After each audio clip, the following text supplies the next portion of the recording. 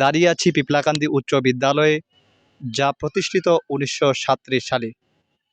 এই শিক্ষা প্রতিষ্ঠান থেকে শিক্ষা নিয়ে বিভিন্ন পর্যায়ে শিক্ষার্থীরা সারা বাংলাদেশে ছড়িয়ে পড়েছে।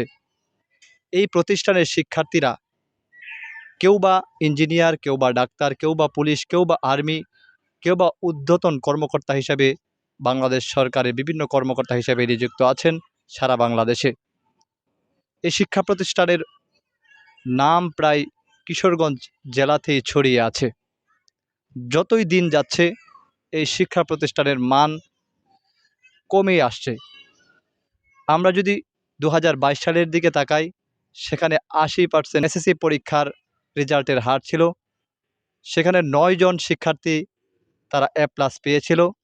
2023 সালে যদি তাকাই, সেখানে 64% পাশের হার ছিল এসএসসিতে। সেখানে 8 জন শিক্ষার্থী এসএসসিতে A+ পেয়েছিল।